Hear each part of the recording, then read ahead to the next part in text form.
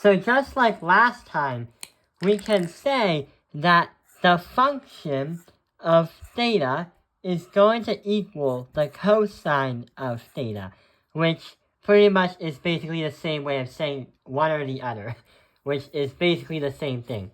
So we are going to import 0, pi divided by 4 again, pi divided by 2, then 3, then pi, 3 pi divided by 2, and 2 pi. So for 0, it's going to be 1, because we are saying 0, 1. Pi divided by 4, radical 2 divided by 2. Pi divided by 2, 0. Because you have nothing, wait, this isn't right. We have nothing for the x right here. This is supposed to be 1, 0. So for pi, we have negative 1. That's because the x is negative 1. For 3 pi divided by 2 is going to be 0. That's because the x for this one is 0. And for 2 pi, we are going to get pretty much 0. So we are going to actually graph this on a new coordinate plane right over here. So right over here, we are going to put these on the graph. So we have, here's 1, and here's negative 1.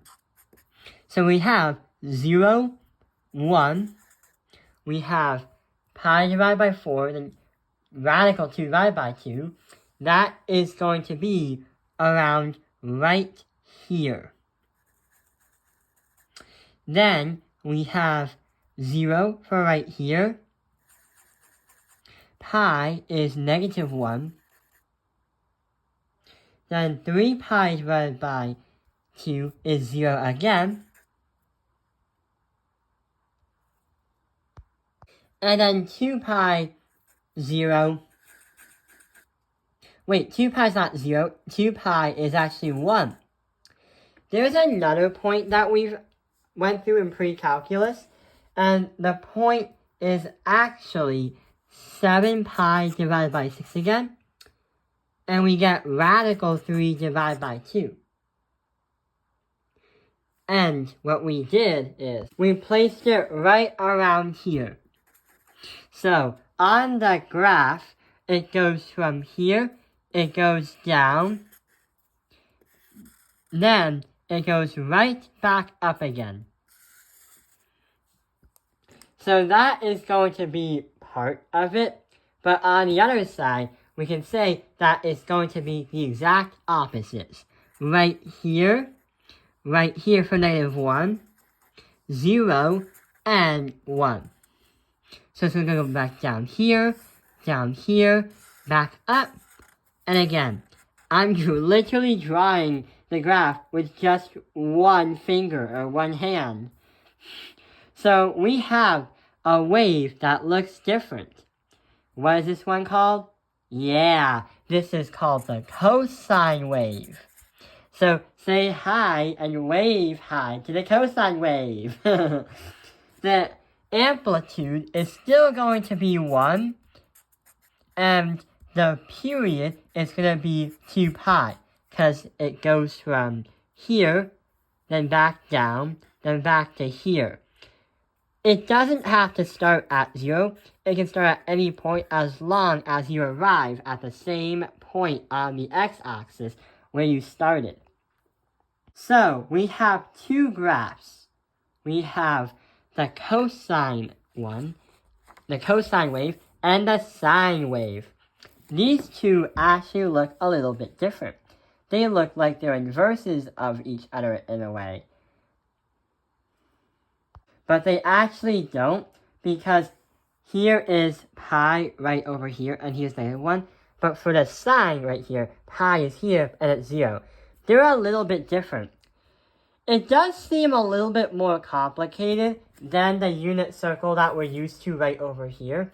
But the sine and the cosine waves are very helpful because they can actually help us visualize more detail. They can also help us understand if you were to put an angle on a unit circle right over here, then try to find the visualizations of each angle on an actual XY plane, then it will tell you what quadrant that triangle is in. For example, for the sine wave, if you split these in two, you can say that this one is going to be quadrant 2. And this one is going to be quadrant 1. Quadrant 2 and quadrant 1. The reason why is because if you go from here to here, which is 90 degrees, that is going to be in quadrant 1. And then 90 to 180 is quadrant 2. That's because it makes sense because it goes from here, here's quadrant 1, here's quadrant 2, here's quadrant 3, and here's quadrant 4. And that explains that these are going to be positives, while on the other hand, right here, here's going to be two others. They would be negative. Here's quadrant 3 and quadrant 4. Q3 and Q4. So it makes a lot of sense right over here. For the cosine wave, it has the same idea. But for the cosine, it goes left and right. So here is going to be quadrant 4 and quadrant 1, which are positives. Here's 4 and 1, which are on the positive horizontal side. We can say that right over here and right over here are going to be the same thing. Quadrant 1 here and quadrant 4 here. For the bottom one, we can say that these are the negatives in terms of the left. So, we have quadrant 3 and quadrant 2, quadrant 3 and quadrant 2. And this actually goes back to something we've learned in the past videos. This right here. So, right here is going to be 2 pi. This is going to be pi divided by 2. This is going to be pi. And this is going to be 3 pi divided by 2. So what we did is that these two waves, sine and cosine, are going to help us understand the different trigonometric ratios in each quadrant when you put them on the unit circle. This one right over here.